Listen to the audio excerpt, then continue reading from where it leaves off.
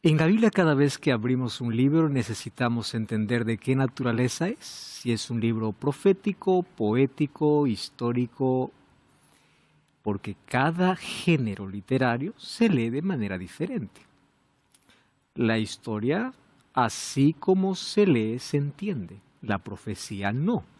La profecía tiene símbolos que necesitan ser interpretados. En el libro de Apocalipsis encontramos la historia de dos mujeres.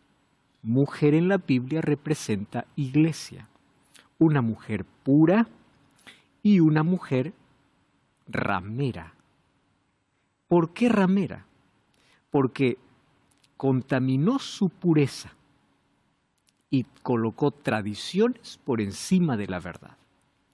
En esta lección hablaremos sobre la primera mujer, la mujer pura, y en la próxima lección sobre la ramera, porque aquí vamos a identificar dos pueblos, dos iglesias.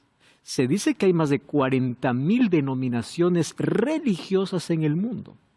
Sin embargo, en la Biblia solo existen dos grupos: ovejas y cabritos, trigo y cizaña, prudentes e insensatas. Encontramos la iglesia de Dios y la iglesia enemiga de Dios. No existe un tercer grupo. Así que todas las placas y denominaciones que existen, para Dios se divide solamente en dos grupos. La pregunta es, ¿a cuál pueblo yo estoy perteneciendo? ¿Al que mantiene la pureza de la Biblia o aquel que se contaminó? Bienvenido, comienza Biblia Fácil.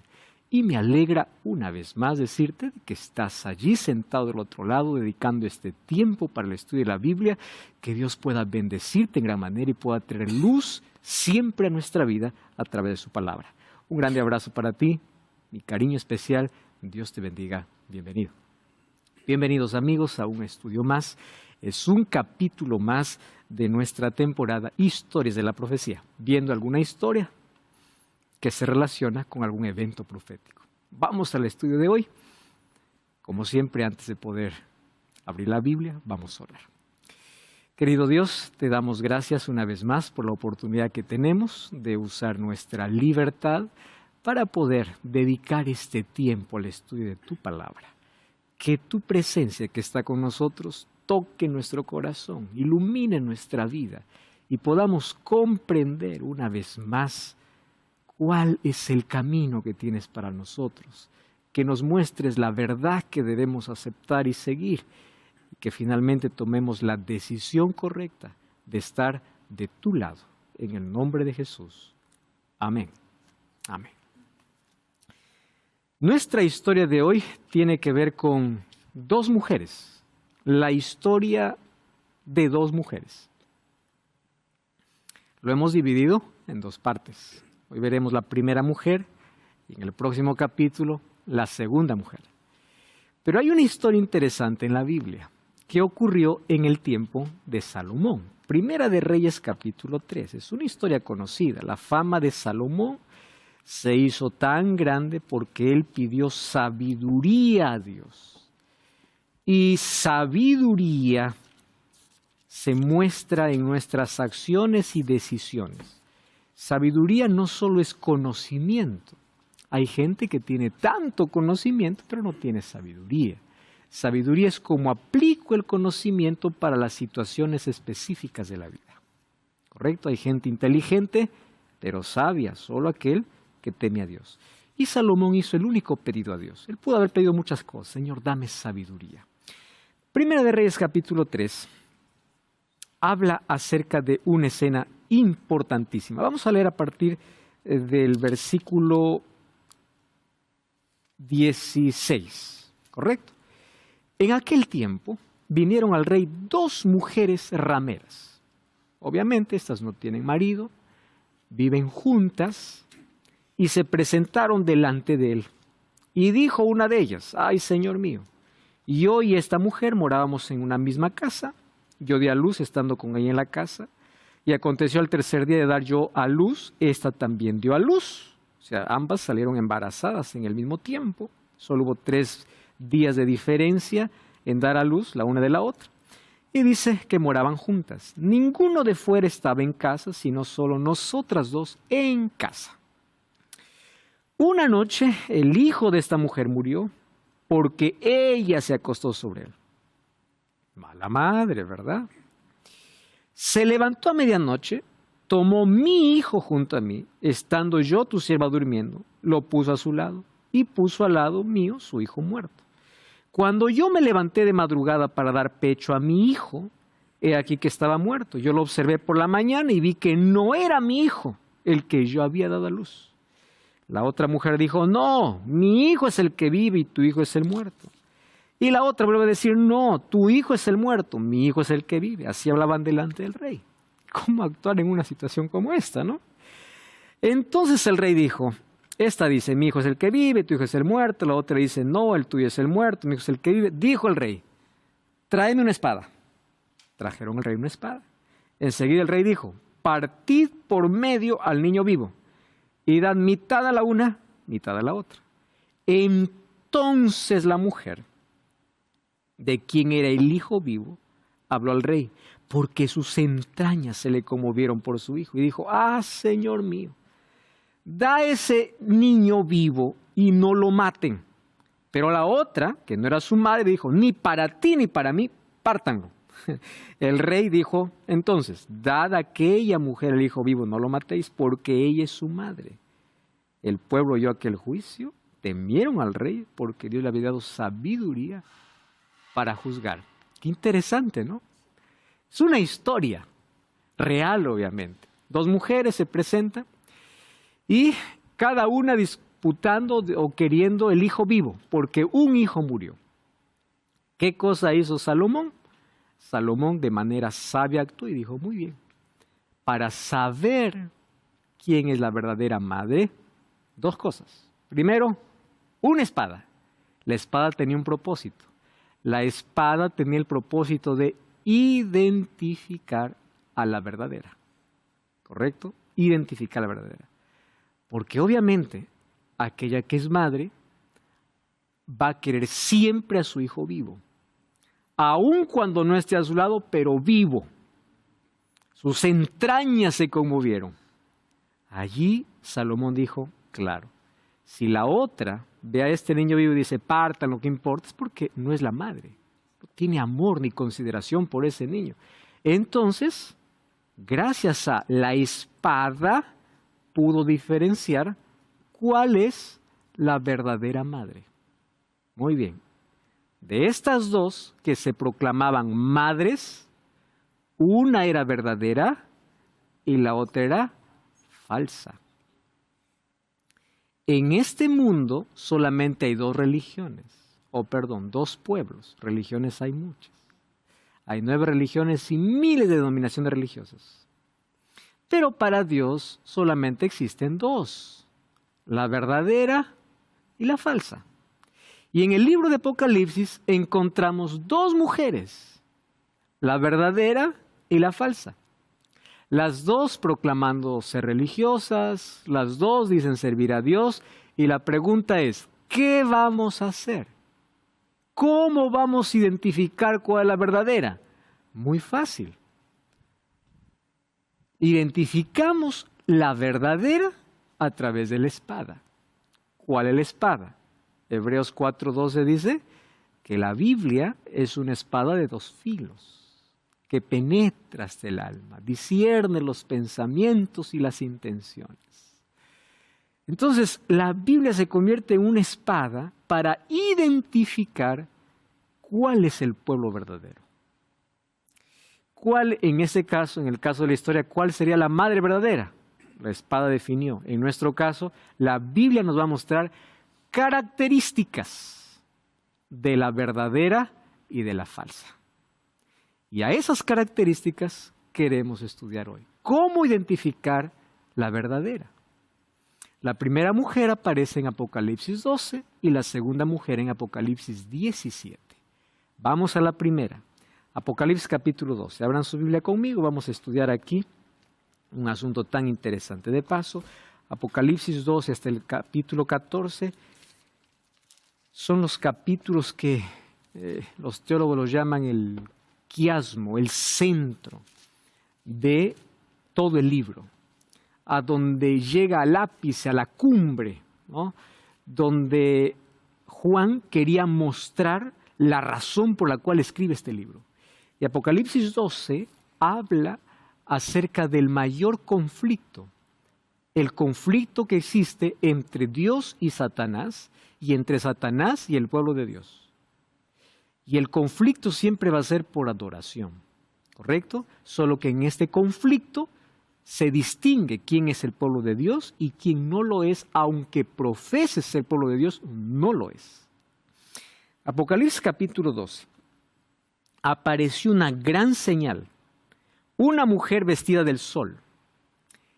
En la Biblia Jesús dice: yo soy la luz del mundo. Malaquías 4:2 dice que aquellos que temen a Dios, dice que tienen la luz del sol. El sol aquí representa ¿a quién? A Jesucristo. O sea, la iglesia verdadera está siempre vestida de Jesucristo. La palabra vestida significa que tiene el carácter de vestimenta, carácter, ¿correcto? De Jesús. Vestida de Jesucristo. Jesús es el centro de todo.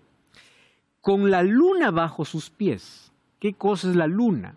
La luna no tiene luz propia. La luna tiene apenas luz prestada del sol. Entonces, si el sol es Jesús, ¿qué cosa era aquello que representaba a Jesús en el Antiguo Testamento? El sistema de sacrificios, porque aquí la iglesia, el pueblo de Dios, habla desde el Antiguo hasta el Nuevo Testamento, completo, ¿correcto? La luna debajo de sus pies y sobre su cabeza 12 estrellas. El número 12 en profecía significa completo. 12 tribus, 12 apóstoles, significa la totalidad del pueblo de Dios, tanto en el Antiguo Testamento como en el Nuevo Testamento. Entonces aquí habla de un pueblo representado en una mujer.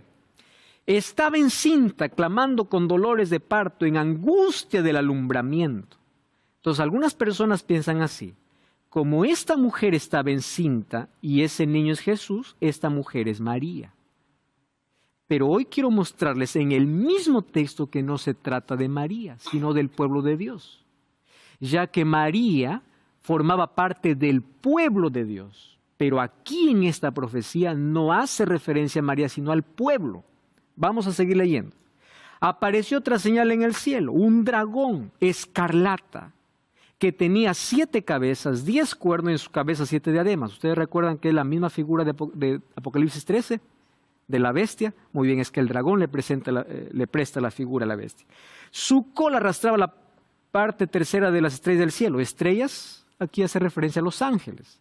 Y los arrojó sobre la tierra. Y el dragón se paró frente a la mujer que estaba para dar a luz, a fin de devorar a su hijo tan pronto como naciese. Muy bien, aquí encontramos el simbolismo.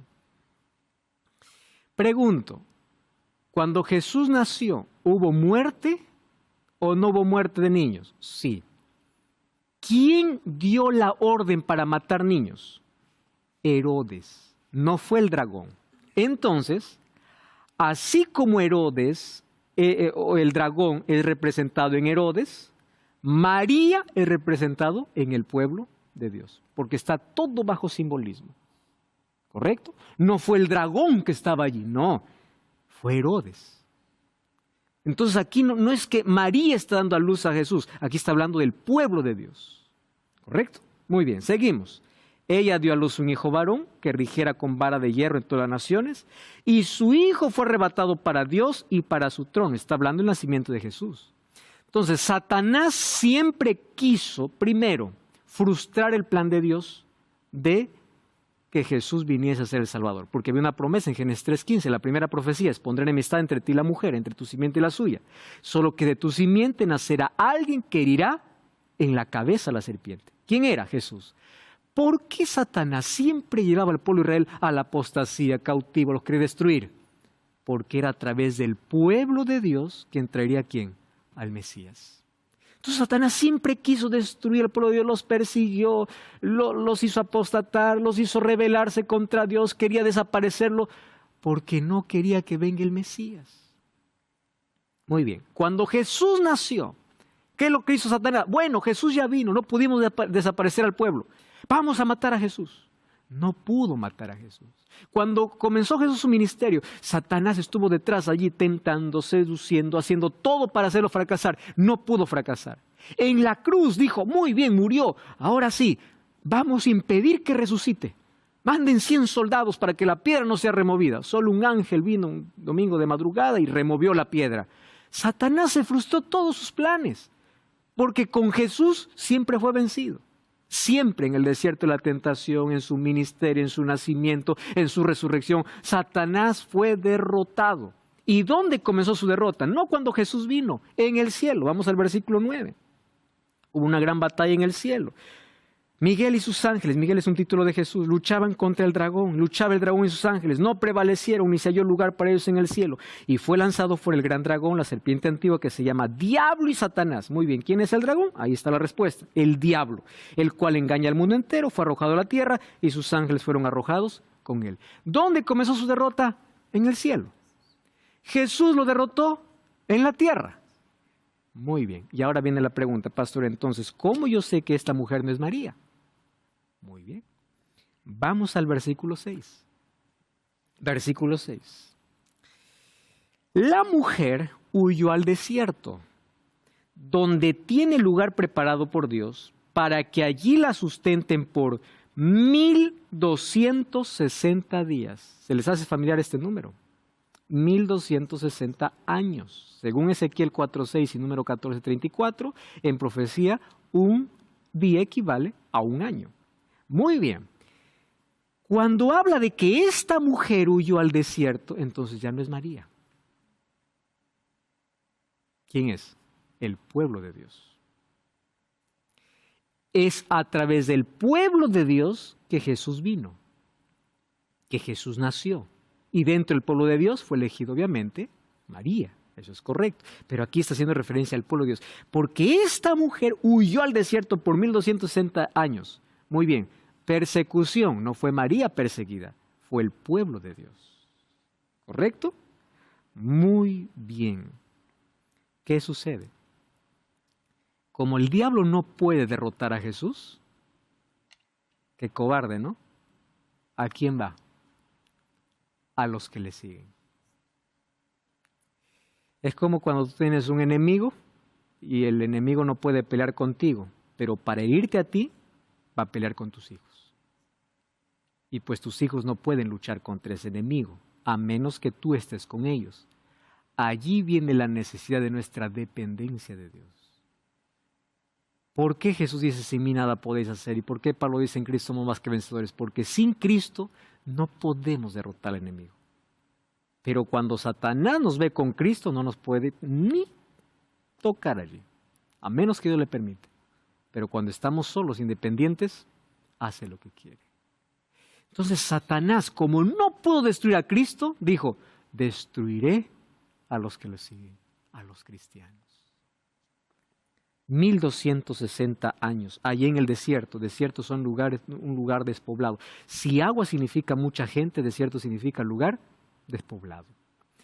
El pueblo de Dios tuvo que huir allá a las cavernas, allá a las montañas, para poder sobrevivir. ¿Qué cosa es lo que sucede? Miren, continúa la lucha. Capítulo 12, versículo 13. Cuando vio el dragón que había sido arrojado a la tierra, persiguió a la mujer que había dado luz al hijo varón, otra vez haciendo referencia a la iglesia. Se le dieron a la mujer las 2 alas de gran águila para que volase delante de la serpiente del desierto, a su lugar donde es sustentada por tiempos y la mitad de un tiempo. ¿Cuánto equivale? 3 años y medio. 3 años y medio es igual a 42 meses. 42 meses es igual a 1260 días. O sea, la misma profecía. Y la serpiente arrojó de su boca tras la mujer agua como río para que fuese arrastrada por el río. Falsas doctrinas como para poder alcanzarla, pero no pudo. La tierra ayudó a la mujer. La tierra abrió su boca, tragó el río que el dragón había echado de su boca. Entonces, como ya no pudo destruir tampoco a la mujer, a la iglesia, versículo 17, el dragón ahora se llenó de ira. Claro, viene de derrota en derrota, no puede. Ira contra la mujer y se fue a hacer guerra contra el resto. En otras versiones dice el remanente, los que quedan. ¿Quiénes son? Los que guardan los mandamientos de Dios y tienen el testimonio de Jesucristo. Este es el gran conflicto. ¿Correcto? Es el gran conflicto. La lucha entre dos poderes. Como Satanás está vencido por Cristo, ahora cobardemente va a luchar contra el pueblo, queriendo destruir. Esto se cumple históricamente. ¿Cuántas muertes? Los discípulos, con excepción de Juan, todos fueron. Pedro fue crucificado boca abajo, Pablo fue decapitado, los discípulos fueron echados al mar, fueron torturados, los seguidores de Jesús eran perseguidos.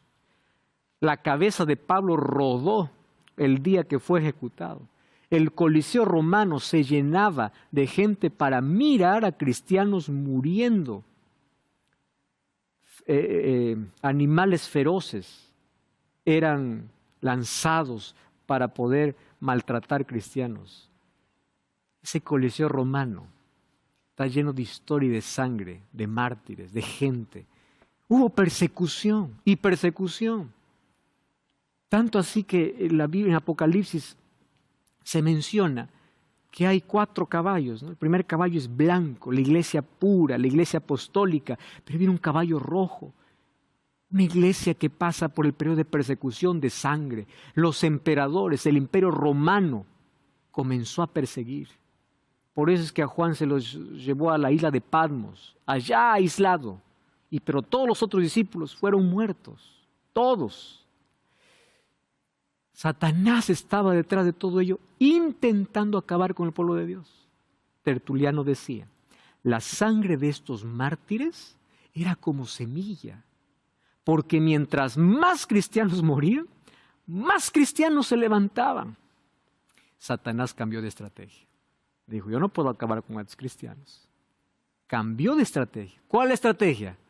No los puedo acabar, pero sí los puedo contaminar. Entonces la iglesia pura, esa iglesia que tenía la herencia apostólica, esa iglesia cristiana que daba su vida por causa de su fe, ahora hizo un negocio. Apareció Constantino. Constantino vino maquinando en su cabeza cómo tener el imperio unido. Y había división entre cristianos y los del imperio, cristianos y paganos. Y él un día pasó por el río con todos los soldados. Él se echó agua y dijo, soy bautizado, a partir de hoy soy cristiano, falsamente. Él firmó el edicto de Milán y en ese edicto de Milán dijo, cesa la persecución a los cristianos. Pero cuando cesó la persecución a los cristianos, hubo una alianza peligrosa. Entonces Constantino introdujo dentro del cristianismo el paganismo. La pureza de la iglesia se manchó. Por eso ahí viene el otro caballo, representando el otro sello, oscuro, negro, se manchó, se contaminó, negoció. Entonces cuando alguien dice, nosotros somos de la iglesia apostólica, la que Jesús, sí, esa iglesia se mantuvo pura, pero luego se manchó, por eso Dios tuvo que levantar un remanente en el tiempo del fin. Recuerden, la mujer y el remanente. Eso es lo que dice Apocalipsis. La mujer huyó porque siempre Dios tuvo hijos fieles, que nunca se sometieron a las leyes humanas, fueron fieles a Dios. Pero Dios tenía que de esos hijos fieles levantar un remanente para el tiempo del fin. Y ese remanente tendría 2 características. No es nombre, no es placa, no es que cantan, es guardan los mandamientos de Dios y tiene testimonio de Jesús. Por eso es que se levantó nuevamente un remanente, una iglesia en el tiempo del fin,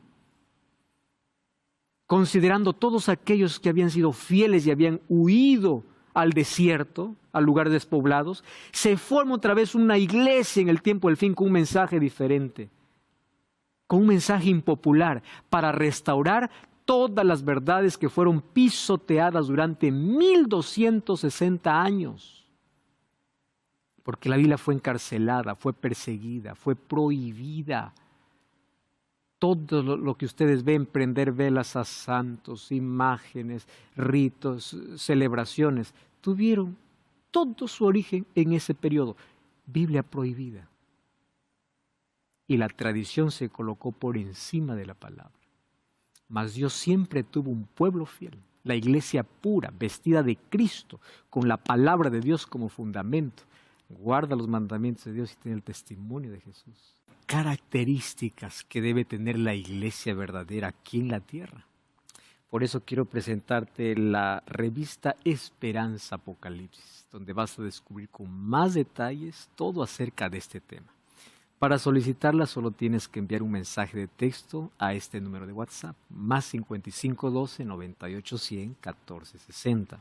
Te repito el número, más 5512 9810 1460. Así que puedes ahora mismo enviar el mensaje de texto y vamos a enviarte en formato digital o en formato físico. Lo mejor de todo es que es totalmente gratis, así que solicítalo ahora mismo. Ingresa, envía un mensaje y te enviaremos el curso totalmente gratis a casa. Continuamos con nuestro estudio. Desde que cesaron las persecuciones, aparentemente hubo paz. Yo voy a decir una cosa interesante. La comodidad casi siempre fue enemiga de la espiritualidad. La gente más cómoda tiene menos necesidad de Dios. Ustedes van a ver que en los países más ricos es donde menos cristianos hay. Cuando ellos se sintieron cómodos, ahora comenzaron a hacer alianzas. Y esto avanzó hasta que el emperador salió de escena, porque 10 tribus bárbaras invadieron el imperio romano. Y en el año 476 fue dividido. El último emperador se rindió. Desde Constantino ya hubo se debilitó el imperio, ¿no? Él trasladó la capital a una ciudad llamada Constantinopla, en honor incluso a él, y ya comenzó a debilitarse el imperio. Sin embargo, en el año 476 se colocó fin. Solo que cuando sale de escena el emperador, la Biblia dice que Roma continuaría con su segunda fase. ¿Qué fase? Religiosa. Quien es colocado en escena ahora ya no es un emperador, es un obispo, que se convierte, según Justiniano, en la cabeza de todas las iglesias. Fue la orden que dio en el año 533. Solo que, según Daniel capítulo 7, para que este poder pueda surgir, tuvo que derrotar a 3 tribus. Eran 3 tribus arrianas que estaban en contra del obispo. Y allí comenzaron las cruzadas, las guerras papales. 3 tribus desaparecieron, pero 7 quedaron. Y de las 7, lo que hoy conocemos como Francia, Alemania, parte de Europa, todo eso era el Imperio Romano. ¿Correcto? Muy bien. ¿Qué sucede? Nuevamente, a partir de allí, comienza, ¿qué cosa? La persecución. Por eso es que la mujer tiene que huir ¿a dónde? Al desierto. Porque ahora ya no es el emperador que persigue. Ahora es alguien que se proclama cristiano en nombre de Dios, comienza a perseguir. En nombre de Dios. Las mayores atrocidades se han hecho en nombre de Dios. Como hoy gente en nombre del amor dice, en nombre del amor mató, en nombre del amor hizo esto. En nombre. La gente practica crueldades. La mujer tuvo que huir. ¿A dónde? Allá al desierto para ser sustentada 1260 días. Hablemos de los valdenses, los hugonotes, personas que eran comerciantes pero vivían en las montañas. Un grupo fiel que no se rendía, no se sometía a la autoridad papal. estuvieron allí escondidos. Ellos, como eran comerciantes, escribían a mano la Biblia y textos pequeños colocaban dentro de la mercancía. Así la verdad se mantenía por lo menos a cuentagotas en el pueblo. Porque la Biblia fue prohibida. Por eso es que Martín Lutero, cuando descubrió por qué la Biblia es prohibida y descubrió que en la Biblia había la justificación por la fe y en ese tiempo se vendían indulgencias. Indulgencia es, págame algo y te doy permiso para pecar. O sea, págame por tu pecado y ya está. No importa lo que hagas, págame y peca como quieras. Se llegó al extremo de vender el perdón de Dios. Entonces ahí Martín Lutero, 95 tesis, coloca en la iglesia y a partir de allí comienza toda una reforma. Pero antes de él hubieron muchas personas que sufrieron por causa de la palabra. Personas fueron perseguidas por ese poder, incluso de Europa. Vinieron un grupo de cristianos en busca de una tierra de libertad. Allí, a bordo del Mayflower, llegaron a Estados Unidos. ¿Por qué creen ustedes que en Estados Unidos se celebra el Día de Acción de Gracias en el mes de noviembre, en una fecha específica? El Día de Acción de Gracias es el recordatorio de gente que venía huyendo de la persecución a la tierra de la libertad. Por eso su primera constitución de los Estados Unidos, o allí ellos pusieron un eslogan, ¿no? Ellos decían, queremos un país sin rey y una iglesia sin papa. Porque venían perseguidos.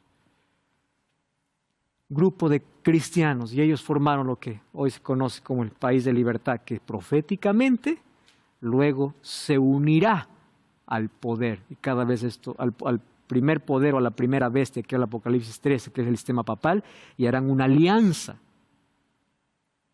Eso veremos en otro momento. Y aquellos que están más interesados en conocer todo esto de manera detallada, pueden buscar Biblia Fácil, Apocalipsis, ¿correcto? Muy bien. ¿Cómo Satanás no pudo desaparecer al pueblo de Dios? Ahí estaban los fieles, desparramados, pero estaban. Ahora se va a hacer guerra contra el resto, contra los pocos que quedaron fieles a Dios. Muy bien, se llenó de ira entonces el dragón contra la mujer y se fue a hacer guerra contra el resto de la descendencia de ella. ¿Quiénes? Los que guardan los mandamientos de Dios y tienen el testimonio de Jesucristo. La gente puede decir, ¿por qué tanto énfasis en mandamientos? Que eso lo dice la Biblia. Y la Biblia presenta características de la iglesia verdadera. La iglesia verdadera no es conocida en la Biblia por cómo se viste, cómo canta, aunque todo eso es importante siguiendo los principios. La iglesia es conocida porque está vestida de Cristo, tiene la Biblia como fundamento, vestida de sol, por eso ilumina también. Tiene fundamento en la palabra de Dios, aquí están sus pies, aquí está su fundamento, aquí en la palabra, no en tradiciones, en la palabra. Y es fiel. Carácter. La ley de Dios es el reflejo de su carácter. Por eso guarda los mandamientos de Dios y tiene el testimonio de Jesucristo. La iglesia verdadera tiene identidad. Tenemos muchísimas iglesias llenas. El asunto es que adoran. Fíjese qué interesante. Existen tantas iglesias que solamente ofrecen sensaciones. Solo sensaciones. Llegas, sensación, aquí me siento bien. Cuando la gente busca la iglesia, no busques una iglesia donde tú te sientes bien, sino donde creas que se adora a Dios. Hay otras iglesias que el centro del culto no es la Biblia, es el dinero. Teología de la prosperidad, ven y negocia con Dios. Acá hay un aceite bendito, acá hay una escoba santificada, que un precio para una oración, que trae todo tu sueldo. La Biblia me habla de diezmo y fidelidad, no de negociación con Dios. Hay una diferencia en la teología de la prosperidad. La teología de la prosperidad enseña así: trae a Dios lo que quiere recibir. La fidelidad enseña: trae a Dios lo que recibiste.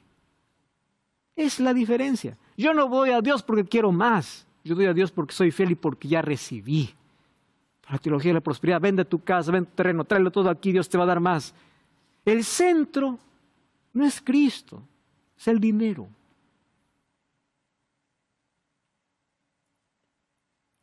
existen tantas iglesias que hay gente desanimada y dice, yo no quiero ninguna. Y ahí aparece otro grupo de personas. Quiero a Cristo sin iglesia. ¿Escucharon ustedes eso? Soy cristiano sin iglesia. Yo a esa gente los llamo los descabezados o los descuerpados. Voy a poder explicarme mejor. La iglesia en la Biblia es mostrada como el cuerpo de Cristo,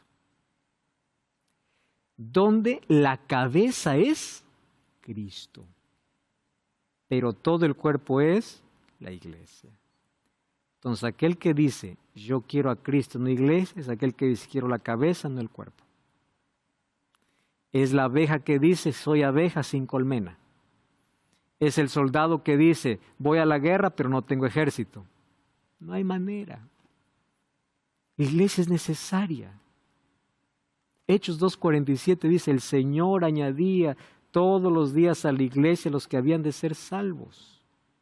Ahora, cuando busques una iglesia, nunca busques una iglesia con miembros perfectos, porque todos totalmente somos imperfectos, desde el líder máximo hasta todos los que entran somos imperfectos. La iglesia es imperfecta en sus miembros. Entonces, ¿cómo distingo la iglesia verdadera? Perfecta en sus creencias. Hay gente que piensa así, pastor, decepcionado, yo voy a esta iglesia. ¿Por qué? No voy a esta iglesia porque ahí me miran así, no me tratan así. Aquí sí me tratan bien, aquí hay amor. Es que tú vas a mirar miembros, y tú vas a mirar miembros, vas a encontrar en todo lado, gente que decepciona. Pero te recuerdo, un árbol no representa el bosque. Probablemente viste un árbol podrido y dijiste así, todo el bosque es podrido. No. Además, recuerda que la iglesia es un hospital. Todos somos imperfectos. Cuando busques una iglesia, no busques la perfección en sus miembros, porque todos son imperfectos. Busca la perfección de sus creencias. ¿En qué cree? ¿Cuál es el respaldo? ¿Cuál es el sustento? ¿Tiene las características que la Biblia presenta? Es así como la Biblia presenta a la iglesia. Isaías capítulo 4, versículo 1 dice así. Echarán mano de un hombre 7 mujeres. No se olviden que mujeres representa iglesia. En aquel tiempo diciendo, nosotras comeremos nuestro pan, vestiremos nuestras ropas, solamente permítenos llevar tu nombre. Esa es la realidad de hoy. Solamente quiero el nombre de Dios. Yo vivo como quiera. Y hay iglesia que dice, por aquí es más fácil llegar al cielo. Por aquí hay mucha prohibición, por aquí está difícil, por aquí es más derecho, porque solamente quieren el nombre, no el carácter. Solo quieren el nombre, no la vestidura. Solo quieren el nombre, no los principios. Solo el nombre, no el pan. Nosotros vestiremos nuestras ropas, nosotros viviremos como queramos, solo queremos tu nombre. Es la realidad, ¿verdad? Por eso cada día se abre una nueva iglesia. Para todos los gustos, para todas las preferencias, para todos los grupos. Y claro que la iglesia es para todos, pero el hecho que una se levante diciendo, bueno, esta iglesia cree en esto, la Biblia es una. Pero ¿qué cosa hizo que haya tantas iglesias? Van a la Biblia, desobedecen la Biblia, malinterpretan la Biblia, descontextualizan la Biblia. ¡Qué peligro! Satanás siempre ha intentado confundir al ser humano, mas Dios tiene su remanente, tiene un pueblo aquí en la tierra. ¿Cuáles son las características? Primera característica, ese remanente saldrá del desierto, es decir, ¿recuerdan ustedes que en el año 1798 cesaron las persecuciones? Y es allí donde la iglesia nuevamente aparecerá visible, no más escondida. El remanente del pueblo de Dios aparecerá después de 1798. ¿Correcto? Porque es la iglesia, el remanente, otra vez. ¿Para qué viene? Para restaurar las verdades que fueron olvidadas, pisoteadas. Enseñará las mismas verdades que Jesús y los apóstoles enseñaban, con fundamento en la Biblia. La iglesia no se va uno a decir, hermanos, es lo que yo creo, es lo que fulano dice. No, es lo que la Biblia dice. Aquí está, escrito está. Y lo que está escrito yo no puedo alterar, yo no puedo discutir, está escrito. Dios lo dijo, así es. No vamos a actualizar, vamos a modernizar. No, principios son inalterables. Entonces enseñan exactamente cómo es el bautismo correcto, cuál es el día correcto, cuál es el estilo de vida correcto. ¿Basado en qué? En la Biblia. La Biblia es la base, la Biblia es el fundamento. Todos los otros libros pueden ser apoyo. Biblia. Y ustedes van a ver. Yo soy, aquí obviamente es medio de comunicación de la Iglesia Adventista del Séptimo Día. Cuando yo era adolescente, en mi etapa, digamos, de rebeldía, entre comillas, un día yo me propuse analizar creencia por creencia de esta iglesia, porque yo tomé la decisión y dije así, yo no voy a seguir la religión de mis padres, a pesar de que yo esté involucrado en tantas cosas de la iglesia. Y comencé una por una, ¿dónde está su fundamento? Alguien puede decir, ustedes tienen un fundamento en lo que dice Elena de White. Revisa las 28 creencias de la iglesia. Ni una es porque ella dice, las 28 están en la Biblia. Biblia. Y yo he dedicado gran parte de mis estudios para poder analizar creencias. ¿De dónde surge? ¿Cómo surge? ¿Dónde se fundamenta? ¿Dónde se creó? ¿De dónde viene? ¿Cuál es su origen? Infelizmente, la mayoría, todas ellas, tienen su fundamento en un hombre, en una tradición, en alguien que creó, no en la palabra de Dios. Entonces, la iglesia verdadera tiene que enseñar con fundamento en la Biblia, porque su fundamento es la palabra de Dios. Guarda los mandamientos de Dios, eso dice la Biblia, Apocalipsis 12:17, Apocalipsis 14:12. Aquí está la perseverancia de los santos, los que guardan los mandamientos de Dios y tienen el testimonio de Jesús. Posee el espíritu de profecía. ¿Por qué es el espíritu de profecía? Recuerda, el testimonio de Jesús, según Apocalipsis 19:10, es el don profético. Dios levantaría también profetas. ¿Para qué? Para llevarnos al estudio de la Biblia. Pero ese profeta tiene que ser probado por la Biblia, si es que es verdadero. Proclama en voz alta el mensaje de los tres ángeles. Ángel aquí representa mensajero. El pueblo de Dios, el remanente de Dios, tiene un mensaje particular. Y yo te invito a analizar ese mensaje en una temporada de Biblia Fácil, llamada Las Tres Mensajes Angelicales. Busca Biblia Fácil, los tres mensajes angelicales. Y solo hemos hecho una temporada de 15 capítulos basado en un capítulo de la Biblia. Apocalipsis 14. Solo en un capítulo de la Biblia. Porque ese es un mensaje urgente que el pueblo de Dios tiene que predicar. Y ese mensaje comienza hablando del Evangelio eterno, la caída de Babilonia y la advertencia que Dios tiene. Es decir, este pueblo presenta un mensaje impopular. No es agradable para los oídos. No, no lo es. Hay gente que yo conozco, incluso algunos pastores, ¿no?, de otras denominaciones, dicen, yo no puedo predicar esto porque la gente se me asusta, se va, y yo pierdo miembros. ¿Por qué? Es la Biblia. Yo no tengo por qué estar contentando preferencias o gustos. Es lo que la Biblia dice. Y el pueblo de Dios tiene que proclamar la Biblia, tiene un mensaje urgente para el tiempo del fin. Es un movimiento mundial, según Apocalipsis 14:6.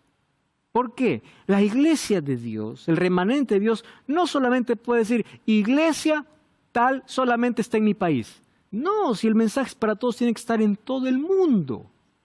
¿Correcto? Otra característica, enseña el Evangelio eterno, la salvación solamente por medio de Cristo. Esta iglesia te enseña lo siguiente, la salvación no es por lo que comes o no comes. La salvación no es por lo que vistes o no vistes. Hay gente que piensa que la Biblia dice, porque soy vegetariano soy salvos. Hay gente que piensa que dice, porque te vistes así eres salvo. No, la salvación es por la gracia de Dios. Ahora, mi alimentación, mi estilo de vida va a ser la consecuencia, es la transformación que Dios hace. No confundamos ¿qué es el Evangelio y lo que produce el Evangelio? El Evangelio es Cristo. Yo no me salvo por algo bueno que haga, por lo que como o no como. Yo me salvo por la gracia de Jesús. Él es la causa de la salvación. Ahora, cuando Cristo entra en mi vida, claro que cambia mis hábitos, mi forma de vestir, mi forma de comer, claro que cambia. Pero es la evidencia. Pero hay mucha gente que quiere mostrar y dice, yo sí salvo por esto, y si no haces esto no te salvas. Queridos, la salvación es por Jesús, no por lo que el ser humano haga, sino por lo que Cristo hizo y hace en nuestro favor. Es el Evangelio eterno. No es perfecta en sus miembros, pero sí en la verdad que proclama. Dios tiene una iglesia invisible para proclamar la verdad según la Biblia, sin tradiciones humanas, y un pueblo invisible, miren, pueblo invisible, que vive la verdad y está compuesto por miembros de la iglesia visible, más los sinceros que no pertenecen a ninguna, o aquellos que están contaminados, pero no conocen la verdad. Dios tiene un pueblo en todos los lugares. En todos. Hay gente que vive la sinceridad porque es la única verdad que conoce y es fiel a lo que conoce. Pero la sinceridad acaba cuando la verdad llega. Ahora, ¿quién vas a ser sincero? ¿A tu iglesia o a la palabra? Hay gente que no quiere desarraigarse de su iglesia aunque esté en contra de la palabra. Allá no eres sincero. Entonces el pueblo de Dios, aquel que vive la verdad, Dios tiene una iglesia visible. Eso no significa que todos los que están dentro de la iglesia visible están salvos. No, porque la salvación es personal. Sin embargo, Dios tiene un remanente que guarda los mandamientos de Dios, tiene el testimonio de Jesús. Yo quiero invitarte a unirte a ese remanente. Sabes, Jesús dice en su palabra, yo tengo otras ovejas que no son de este redil, pero me conviene traerlas. Apocalipsis 18:4, hay un llamado de parte de Dios. Salí de ella, pueblo mío, salí de Babilonia. Y ese llamado hoy se escucha en todo el mundo, a través de radio, de televisión. La Biblia está siendo expuesta, el Evangelio vuela, porque Dios quiere tu salvación y el tiempo del fin